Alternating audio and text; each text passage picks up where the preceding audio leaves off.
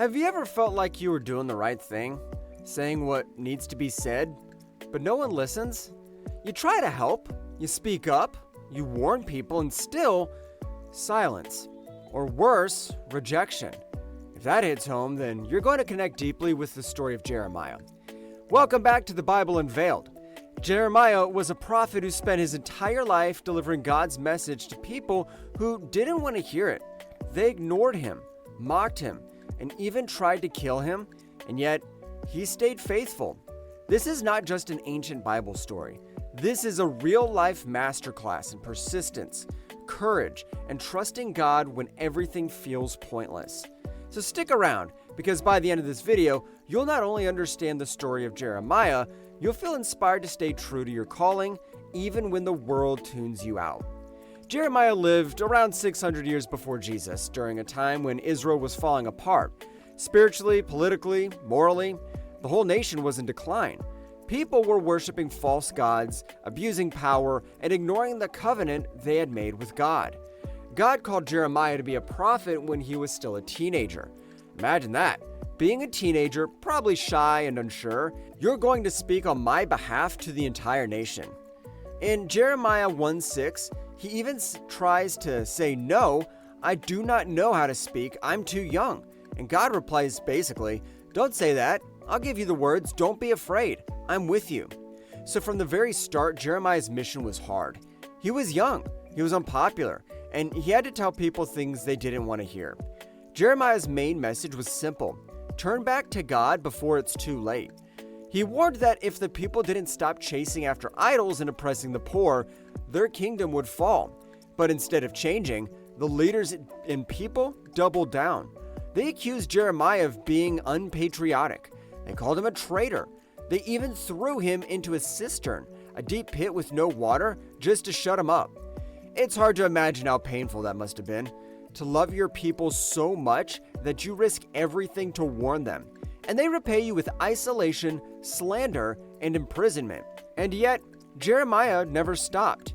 He wept. He struggled. He even cried out to God in frustration, but he didn't quit. Here's where Jeremiah gets very real. He didn't just suffer quietly, he wrestled with his faith. In Jeremiah 27, he says to God, "You deceive me. Everyone mocks me. The word of the Lord has brought me nothing but insult and reproach." He even says, "I wish I'd never been born." It's raw. It's emotional. It's human. But the next thing he says is powerful.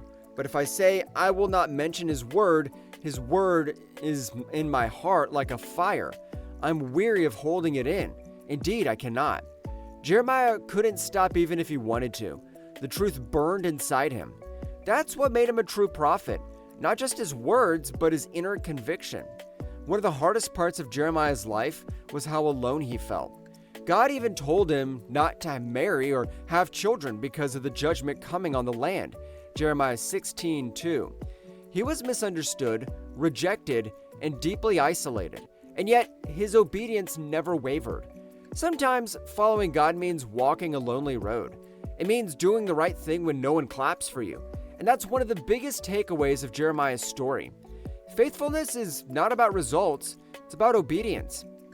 We live in a world that celebrates popularity and success. Likes, views, followers, they've become the new signs of value. But Jeremiah's life shows us a different metric. Did you stay true? Maybe you're a parent trying to raise your kids with values, and they push back. Maybe you're trying to speak truth in your workplace, and people ignore you. Maybe you feel like your prayers go unanswered, your efforts unseen. Jeremiah gets you, and more importantly, God sees you. Here's something beautiful. Even though Jeremiah's main message was one of warning, he also brought hope. In Jeremiah 29:11, probably the most quoted verse from this book, God says, "For I know the plans I have for you, plans to prosper you and not to harm you, plans to give you hope and a future." This wasn't blind optimism. It was a promise that after the storm, restoration would come. Jeremiah also spoke of a new covenant, a day when God would write his law in people's hearts. Jeremiah 31:33. It was a prophecy that pointed forward to Jesus. Even in the darkest moments, Jeremiah carried a thread of light, and so can we. Jeremiah's story is full of powerful lessons for today. Let's break it down. First, faithfulness isn't about success. It's about obedience.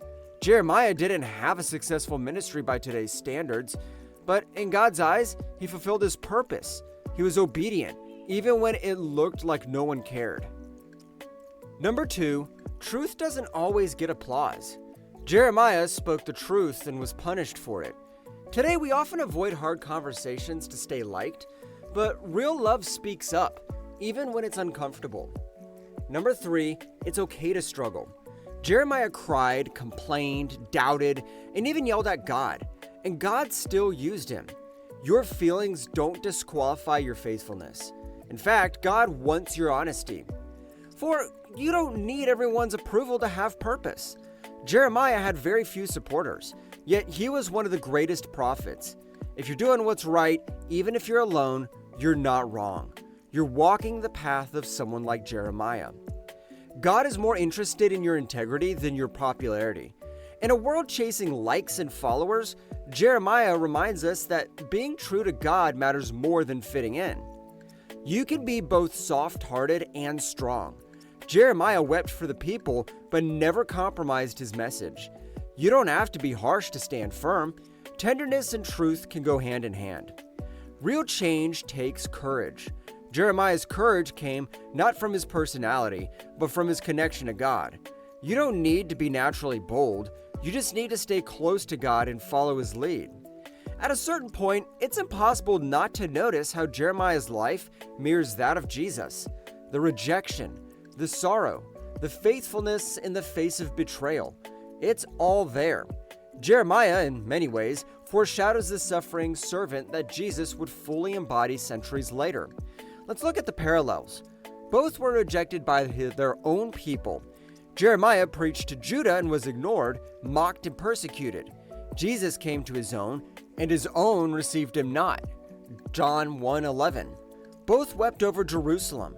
Jeremiah is known as the weeping prophet, and Jesus too wept over the city's spiritual blindness.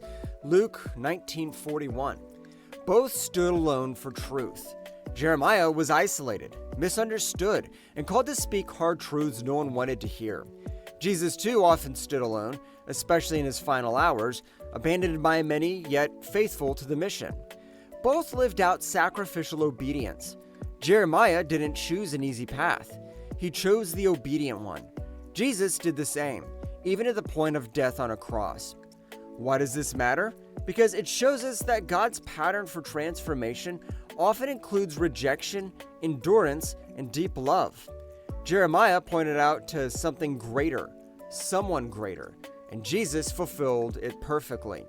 So, how can we actually take Jeremiah's story and live it out today? Well, let's break it down. First, if you're someone who feels called to stand for truth in a world that doesn't always want to hear it, you're not alone. Jeremiah was literally mocked, beaten, thrown in a cistern, and rejected by his own people. And yet, he never walked away from what God asked of him. That's a powerful reminder that obedience isn't always about immediate success or applause. Sometimes it's just about showing up and speaking up, even when it's hard. Second, Jeremiah teaches us to lean into our calling, even when we doubt ourselves. Remember, he told God he was too young, too unqualified. Sound familiar? How often do we feel like we're not ready or not good enough? But God's response was clear. Do not be afraid, for I am with you. That truth still stands.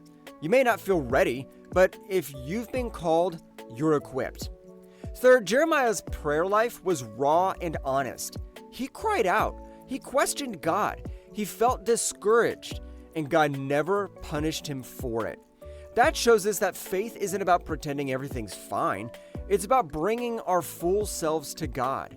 Your pain, your frustration, your doubts, they're all welcome in prayer, and they can lead to deeper trust. Fourth, we can apply Jeremiah's endurance to our everyday relationships and responsibilities. Whether you're a parent, a teacher, a friend, or a leader, there will be times when people won't get you or appreciate your efforts. Jeremiah reminds us your worth isn't measured by how others respond. It's about staying true to your values and mission. And finally, Jeremiah's story pushes us to see success in a new way. He didn't win in the worldly sense. He didn't convince everyone or spark revival overnight, but he was faithful. And in God's eyes, that was enough. So maybe today, it's not about being popular, loud, or liked. Maybe it's about being consistent, grounded, and brave in the small things, just like Jeremiah. Jeremiah's life isn't just a story. It's a model for how to stay grounded when the world feels chaotic. You might not be a prophet, you might not be speaking to kings or nations, but your faithfulness matters. When you choose integrity over convenience, when you love your family through difficult seasons, when you forgive instead of retaliate, when you pray even when you feel nothing, you are walking the Jeremiah road. You're planting seeds that God sees, even if no one else claps for you. If this video encouraged you, hit that like button. It really helps more people see this message and subscribe for more videos like this that explore the deeper meaning of Bible stories in everyday language. Thanks for watching, and remember, stay faithful, even when no one listens, because God always does. We'll see you in the next video.